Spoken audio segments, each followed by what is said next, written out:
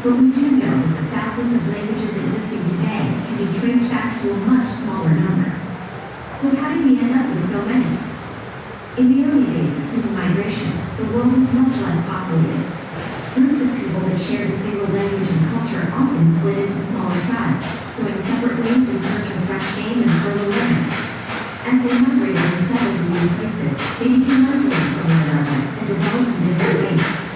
Centuries of living in different conditions, eating different food, and encountering different neighbors turned similar dialects with varied pronunciation and vocabulary into radically different languages, continuing to divide as populations grew and spread out further. Like genealogists, modern linguists try to map this process by tracing multiple languages back as far as they can to their common ancestor, or proto-language. A group of all languages related in this way is called a language family, which can contain many branches and subfamilies.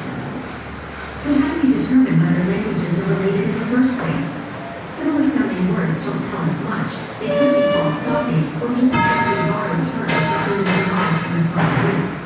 Grammar and syntax are a more reliable guide, as well as basic vocabulary such as pronouns, numbers, or kinship terms that's less likely to be borrowed. By systematically comparing these features and looking for regular patterns of sound changes and correspondences between languages, linguists can determine relationships, trace specific steps in their evolution, and even reconstruct earlier languages with no written records. Linguistics can even reveal other important historical clues, such as determining the geographic origins and lifestyles of ancient peoples, based on which of their words were native and which were borrowed.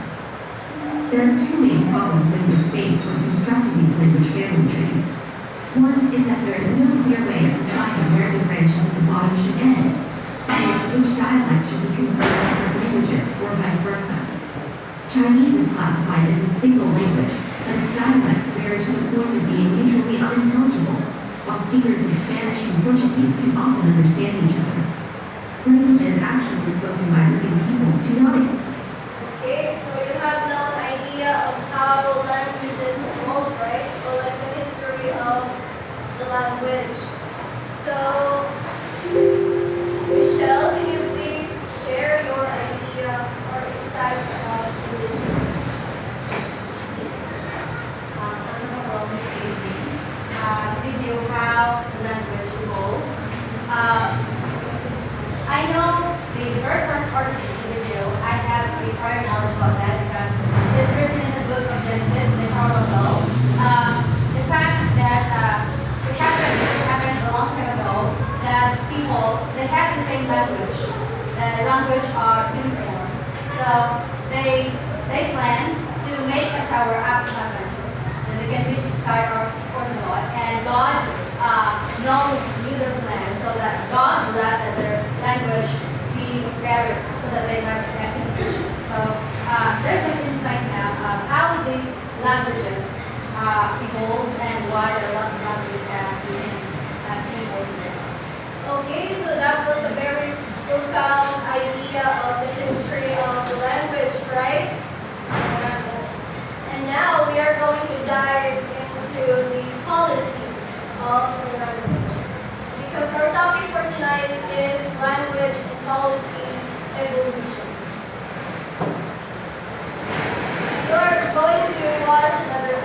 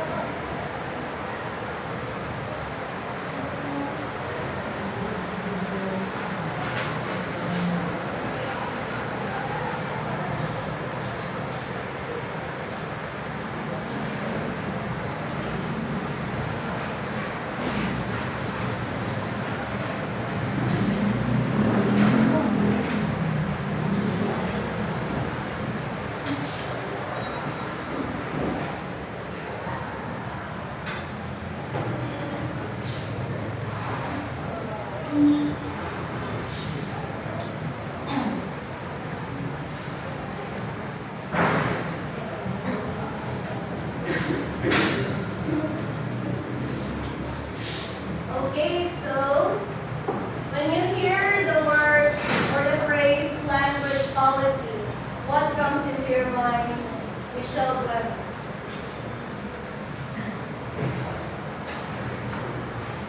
When I hear the language policy that was being played earlier in the video, I can say that it is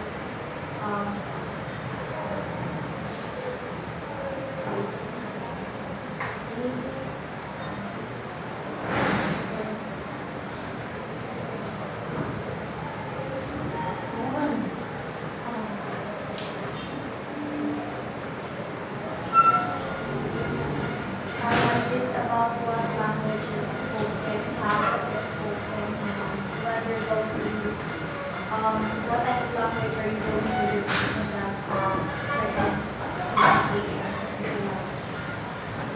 Okay, so what Michelle said is that how languages are written and spoken. That is part of the language policy. But we are going to dig deeper more about the language and policy evolution. Okay, class. So for now, we have here a set of jumbled words for you to guess. And this is in relation to our topic for today, for tonight, which is all about language and policy evolution. Specifically, we have this three policy here in the Philippines. And okay, we have here guess the words. Okay. So it is pinakaunhanay ni sila. Pinakaunhanay niya. First word, yes. It is narration. And yes, the first one. So oddly, it's valuable. Okay, let's see if it is. Right? Okay.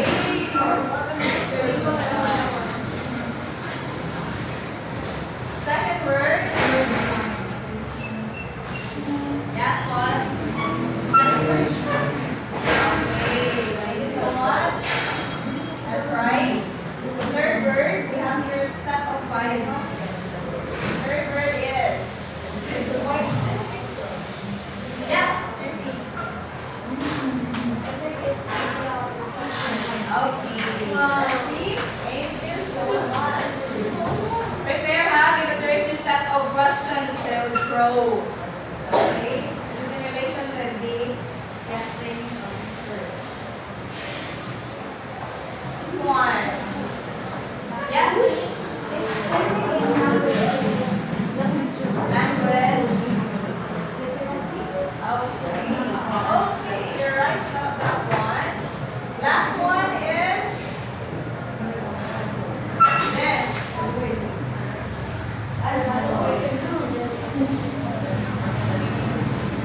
Yeah, that's fine.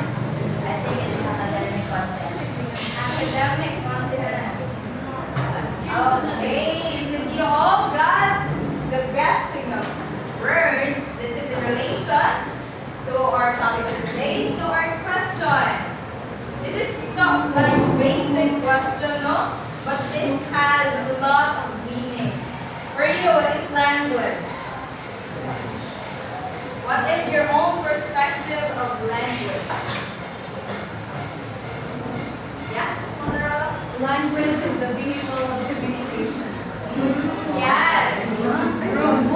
Vehicle of communication. Okay, that was a powerful answer. Another one.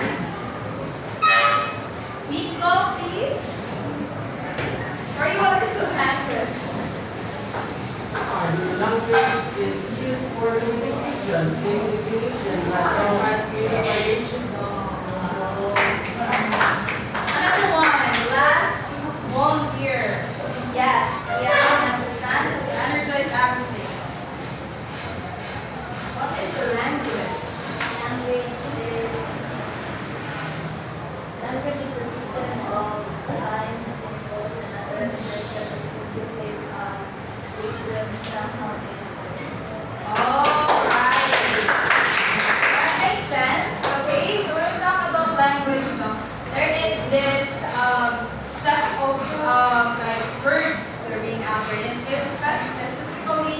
all about grammar and vocabulary, right? There is this grammar and vocabulary in that.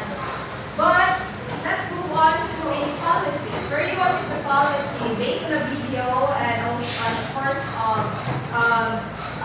like the stimulating activity earlier, what is a policy and how does it work with language in comparison to the two? What is a policy and how does it work with language? Now, yes, Michelle? Policy, literally, it deals about the proper way, avoiding negative. The policy is it should be done and avoiding those don'ts. The policies. And if we connect with the language, because language, we know that we use language every day. Okay, so that is why language policy, the two terms encompasses that in using language there are policies, there are restraints, there are do and don'ts, so that we could establish a group of others. Okay, thank you so much. There is this policy in language. Specifically here in the Philippines, we have lots of policies that are being followed. Especially like these topics that we're going to present to you right now. It is all, the cover of Unit 2 is Language and Policy Evolution, right? And the first policy is the Department Order number 25. Series of 1974. Okay, so based on the title of the department, it is all about implementing guidelines for the policy of bilingual education. From the word itself, bilingual, it is about what? Okay, having to know one or two more languages, right? And when you talk about bilingual education, what comes onto your mind? Bilingual education. Exposure of speaking English in Philippines. Okay, so there is these two languages being focused here in the Philippines. So this is a policy here in the Philippines. And then, actually, when there is this historical evolution of learning this language. No, like we all know that we are being colonized with Spanish. Next colonies. Yeah, there are a lot of colonizers, right? And also here comes the Americans and especially us Filipino, we are revolutionized country. And then there is these bright minds who even contradicted na dili dapat Spanish ang language. Dili dapat Spanish ang dapat ang ato ang media of language, media of language instruction here in the Philippines. Okay, it is being stated there that in Department Order number 25, series of 1974, it is designed to develop a bilingual nation competent in the use of English and Filipino. What do you think na here, especially here in tertiary education? We use more than two languages. I guess there's the Cebuano, Visayan, they are categorized as such, right? And also we have actually based on our research, there is this DEX, what we call DEX, or the Department of Education and Department of Education, Culture and Sports. They were the ones who have promulgated this policy, which is all about the guidelines on how do we really what language of instruction should be used in a classroom. It is debated all over, and especially now, it is being debated by the hapon.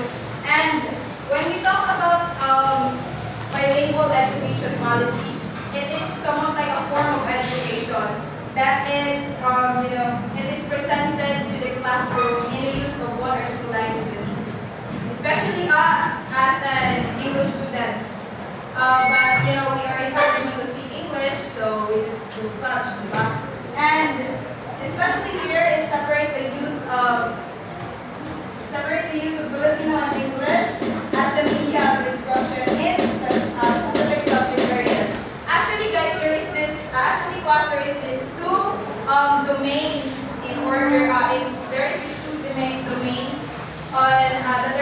decide on what language should be used in the classroom. There is this Filipino and English one. Pero, yes, there is this Filipino domain and English domain. And teachers are considered to taught Filipino in like science, given social sciences, social studies, in character education, health education, physical education. Teachers are taught to use Filipino language in such fields or such domains. Whereas in English domains, it should be used in English subjects, mathematics, as well as science. Okay, and actually, there is this historical evolution, as what I have said earlier. No? And in Spanish era, the main purpose, in Spanish era, the main language of instruction was Spanish. But it was being contradicted when Americans came here.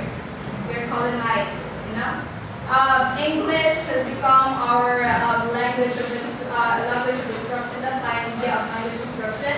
And then there is this Filipinos or researchers that contradicted the idea and people debating dapat Filipino. Actually, it is Filipino mati, but it was being removed and it changed it to this is the Filipino language. And actually, here it is required. Students are required to use the use of Filipino as a medium of instruction, as what I have said earlier, in social studies, character education, values education, physical education, and etc. As well as Filipino should be used as it is allocated in such specific subjects for the students to learn or comprehend such language. And whereas in English, it is allocated to science, mathematics, and technology subjects. And this policy mandated the teaching of Filipino as a subject in all curricular levels for the elementary to college. Actually, guys, class, there is this, curriculum that in grade 1 and 2, Tagalog or Filipino should be the language of instruction to be utilized in a classroom. And there is this, actually most of the teachers have this confusion, like nila yung debate why Tagalog or why English dapat Filipino, because children at that time, they had to, they had this cognitive development dapat pang-enhance. And English at that time was the medium of instruction. About na of 4th grade, up until the 4th year college, 4th year high school, even in tertiary education, English has improved to be the language that should be utilized in a classroom. And that is mandated here in the Policy of Republic Act number 25 series of 1974. Okay, and okay. Have you now distinguished what is the difference of bilingual education and the bilingual policy? Okay, it's about the four core languages being utilized in the classroom.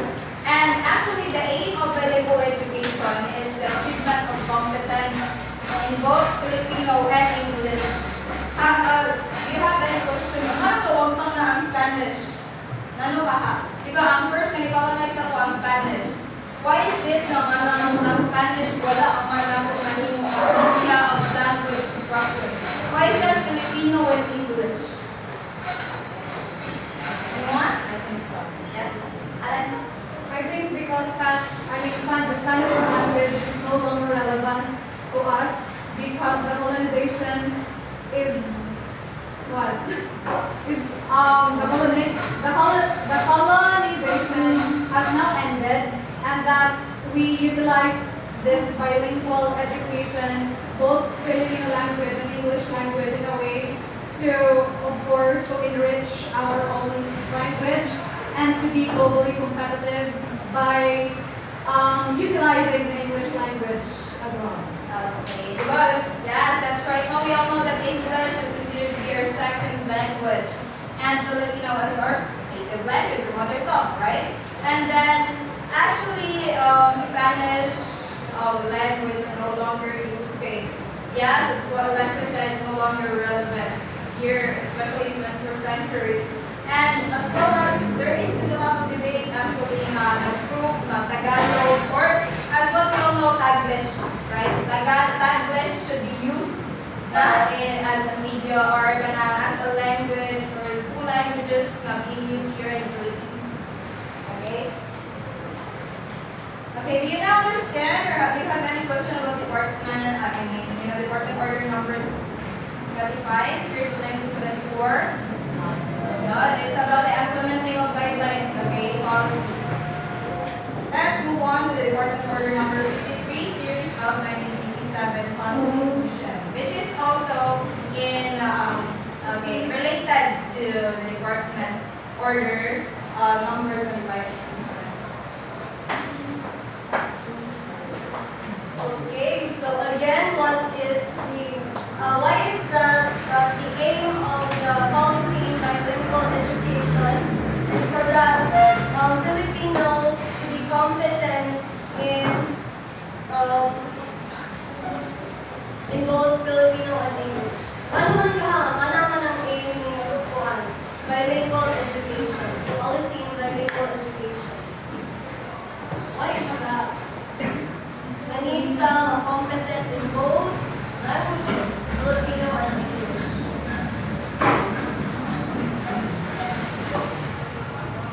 Okay, Divine.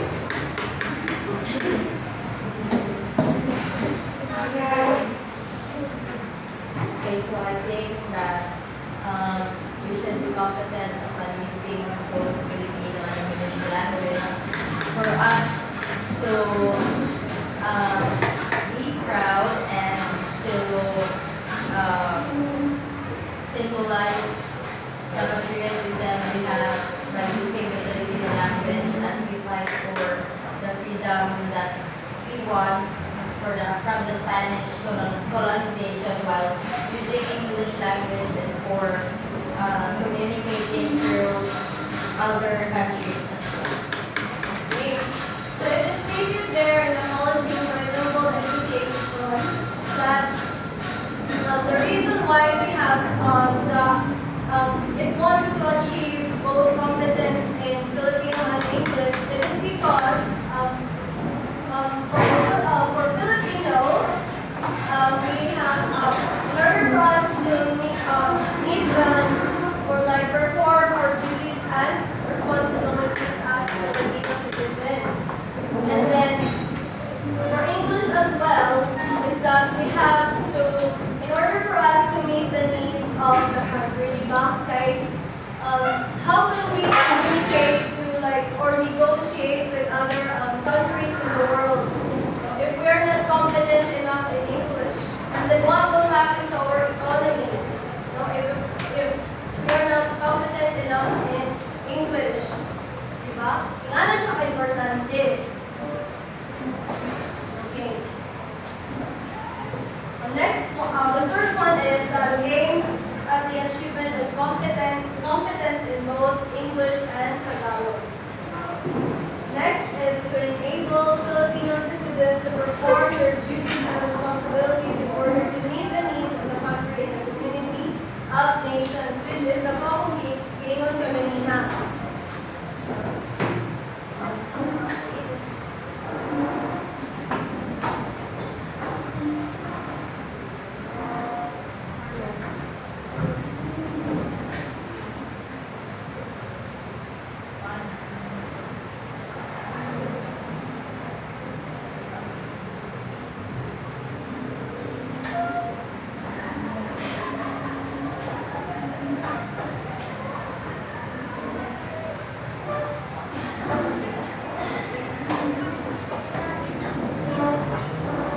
Okay,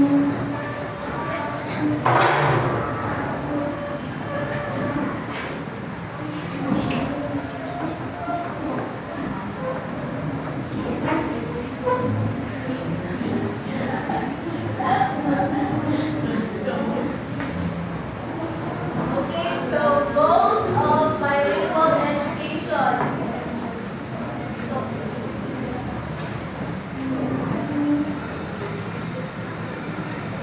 So, it is to enhance learning through two languages to achieve quality education as called for by the 1987 Constitution. So, as a student, if we are competent enough in both Filipino and English, or like we are able to communicate properly or very well with those two languages, so we are very competent in the field, especially for us English majors na need yun na to communicate. We are future products or professionals of the English language. So, mao na ang aim ni 1987 Constitution is for us to be polished to speak better English and Filipino as well. Because Filipinos, no matter what happens, Filipino is still part of us. It is our language. Bisan pa man kung sa language ato ang mahibawan o makapulan.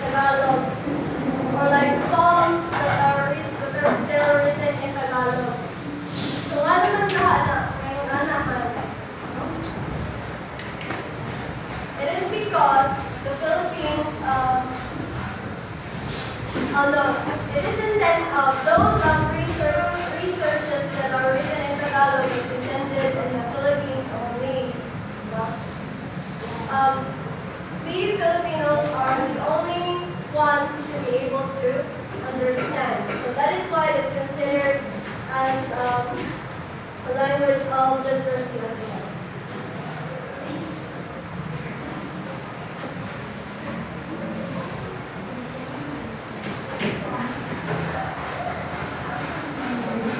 Okay, so development of Filipino as a linguistic symbol of national unity and identity.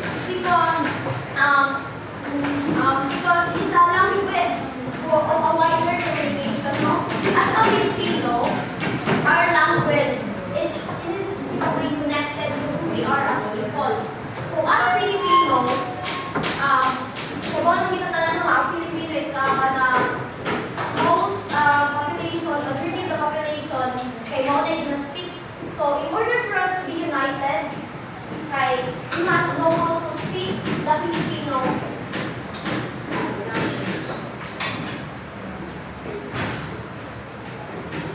Okay, so next, the cultivation and elaboration of Filipino as a language of scholarly discourse. So according to Teacher Castino, yan siya dito namin tayo Filipino research, no? Tanang tayo ginatawag o pananaliksik, yung Tagalog. And kanang ginagamit ko na ang Filipino sa mga expository writing, like research and other academic writing.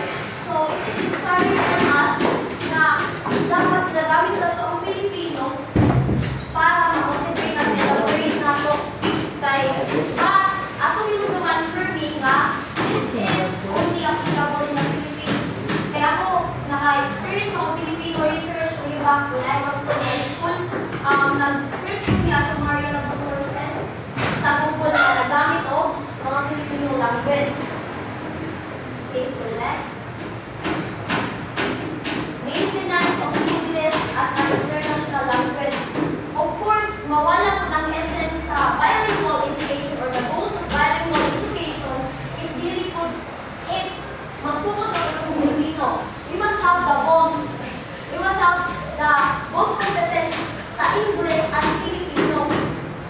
Because kanang sa katong previous slides na ginaingon nga kanang ang aim ani nila is to achieve the competence of both Filipino and English at the national level, teaching both English and Filipino as a medium of instruction.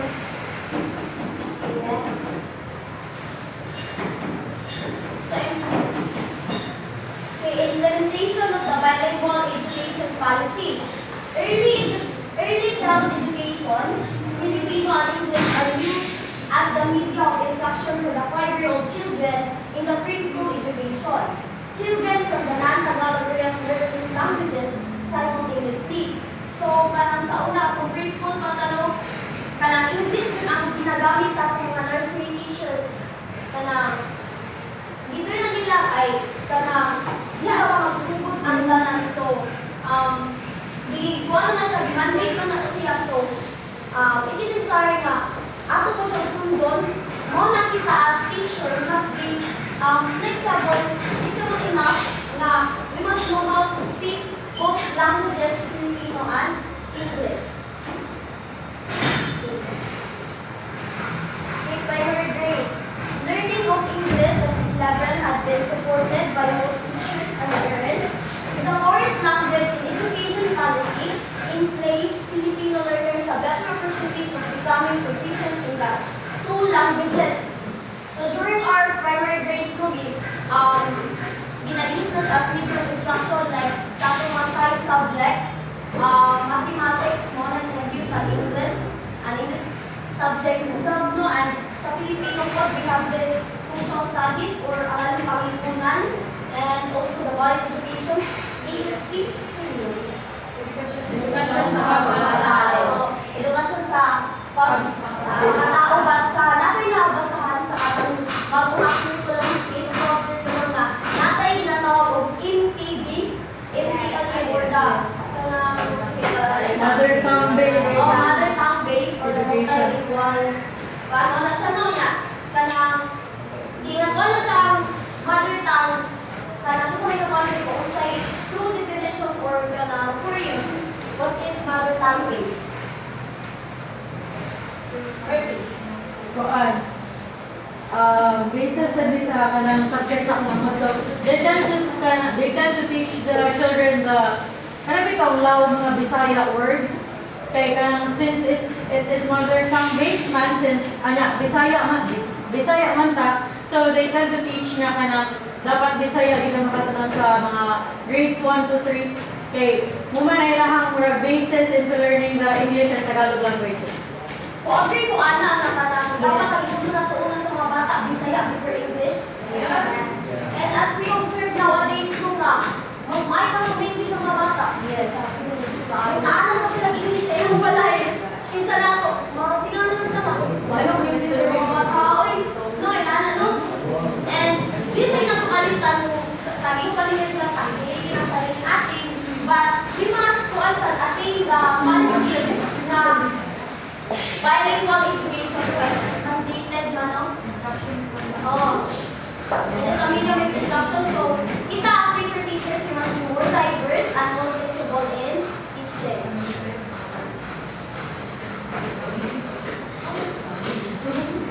Alright, so they can be creating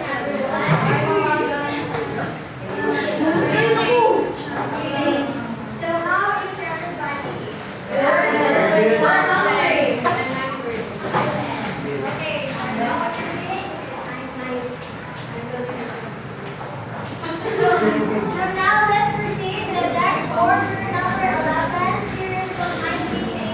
Everyone, kindly read. Granting priority to residents of barangay, municipality, or city where the school is located, in the appointment or assignment of classroom public school teachers.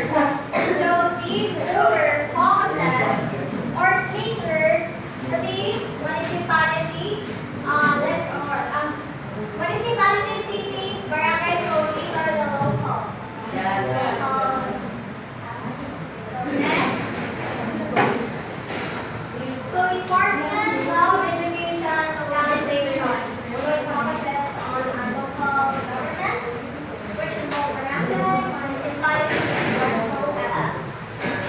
So according to data 2004, freedom for schools or local authorities to adopt a curriculum for local conditions and relating the context of the curriculum and the process of teaching and learning to the local environment.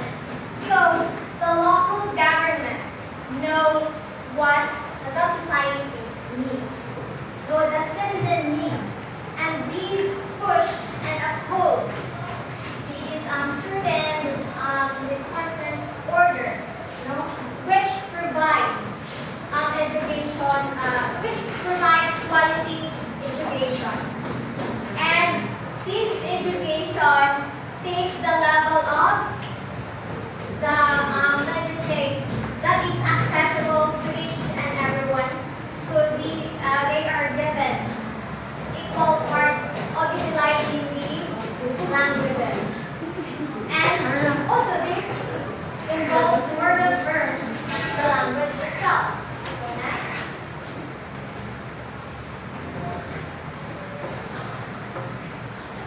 So the order provides the guidelines to be followed in hiring teachers, where it clearly stated that the first priority shall be residents of the barangay where the public elementary school is located, which allow the use of local language, specifically where local culture should be enhanced in cultural minorities. Now, so here in the Philippines, here in our respective communities, our teachers are expected to be Filipinos. That it is some form of a circle where we situated. And these amendments, the regional language utilized with it. So if you use Filipino, it will utilize the Filipino language as the medium of instruction. So yes, so the medium of instruction as an initial language for the literacy, because it is what we need. So next.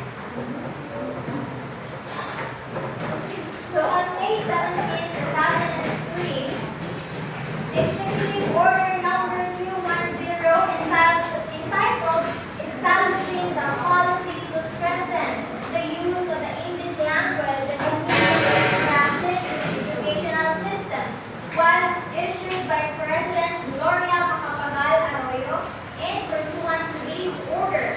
DepEd or Department of Education Memorandum number 181 of 2003 was disseminated to the field. So what do you think? Why is first the need of strengthening the language or the English language? Anyone? Rico?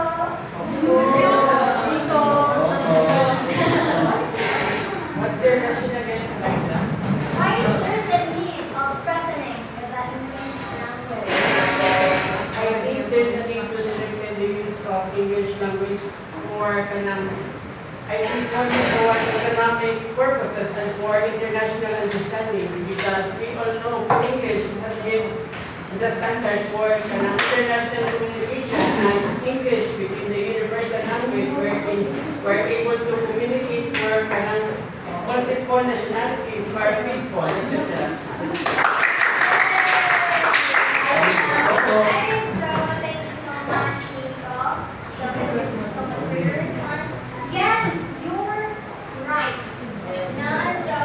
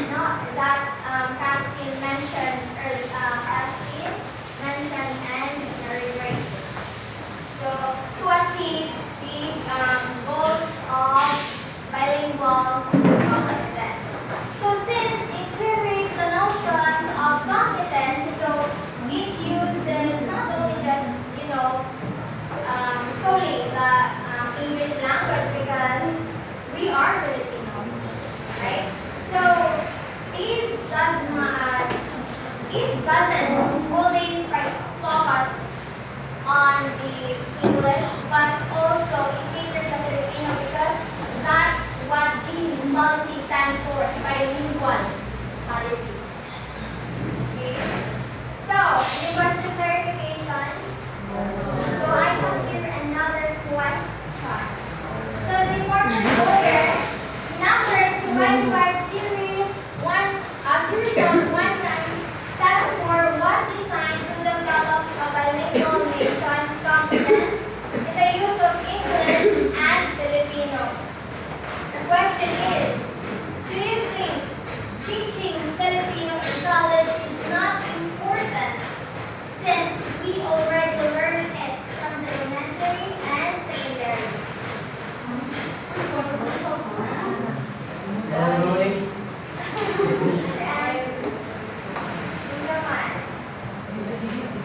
Okay, ready. I think it's really necessary to remove the Filipino language as the medium of learning inside the classroom. I think because wala din ang mga Filipino if hindi ko mag Filipino language. I mean, it's basic na lang siya dapat apil lang siya sa curriculum sa Filipino English. As well as baka mo sa English, mag-Filipino. Okay, so thank you so much, Janine. So, her Janine, know why she doesn't use the Filipino since we are Filipino. Diba? So, as they all said, the Filipino motto, tangkiliin ang sariling atin. So, Filipino, we are Filipino. You are Filipino, I am Filipino, everyone is Filipino. It is our legacy. It is our heritage. The Filipino blood runs into our veins. Okay, so this bilingual policy is made or built. It's not just to see that we doesn't give validity or importance. We doesn't give importance to our language, but as we are very exposed, most especially in this era,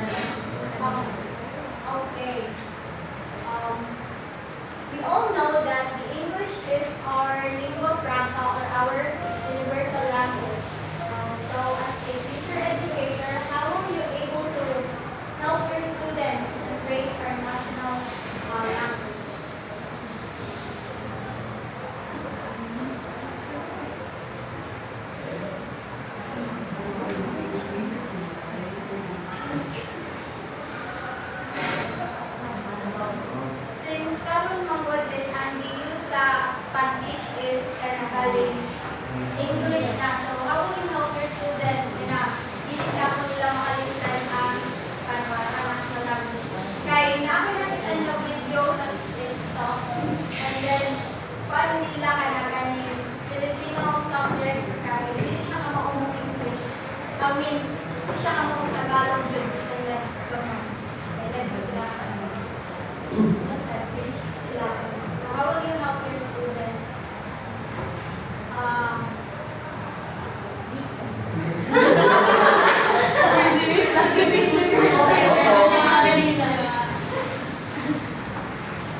As a future educator, how are we able to engage national language, help students engage our national language?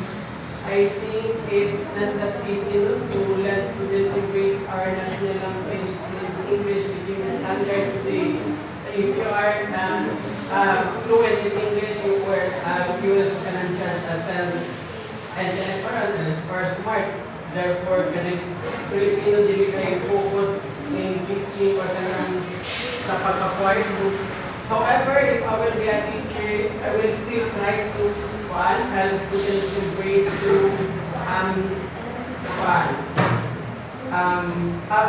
letting them study or search, or I think giving them story books related to Filipino Filipino language. Then after that, I think different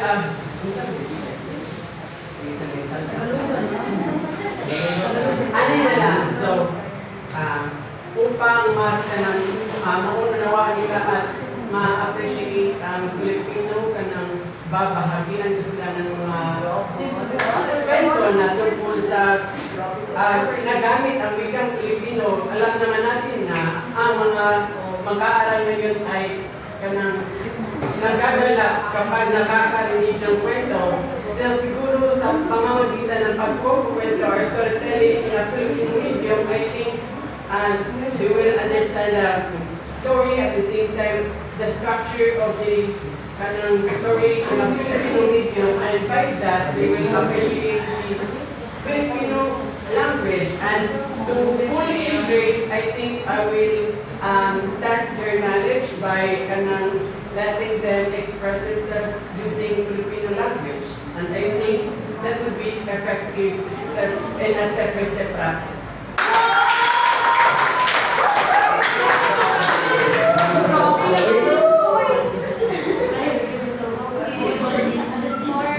Thank you so much, Ms.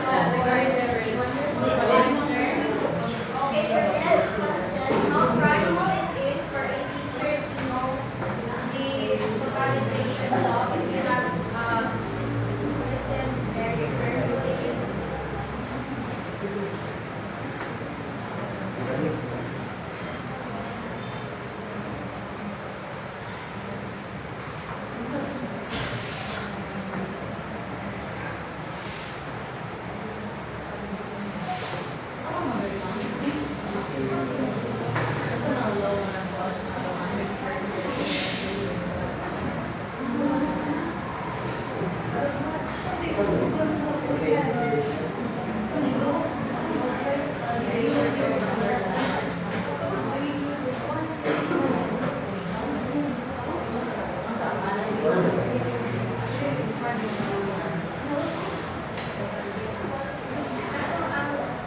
Localization law is galing ang teacher is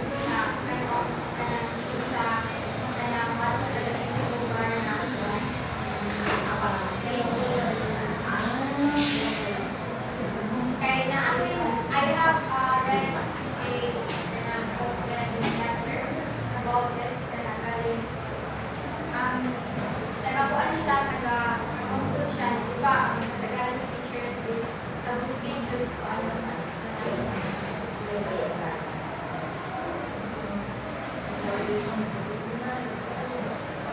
Right, the travel and expenses,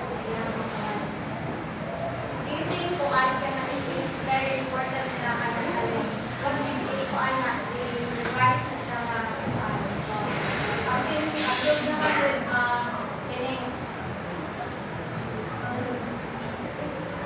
is it very essential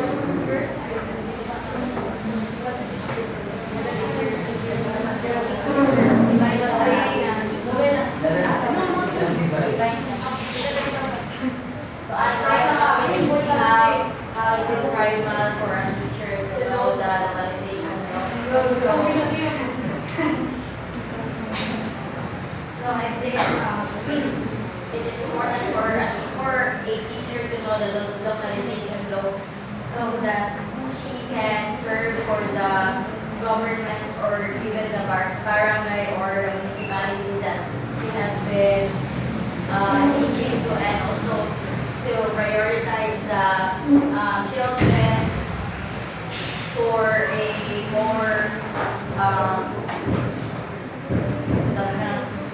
prioritize ang mga children yung nagkuyo ato na specific sa place, and also for the teacher to kanapitaw dili na kanang matagahan o burden na kanang need pa siya mag-travel into places so that kanang makakuha sa siyang work kanang, and also to help the government na prioritize education para sa mga students.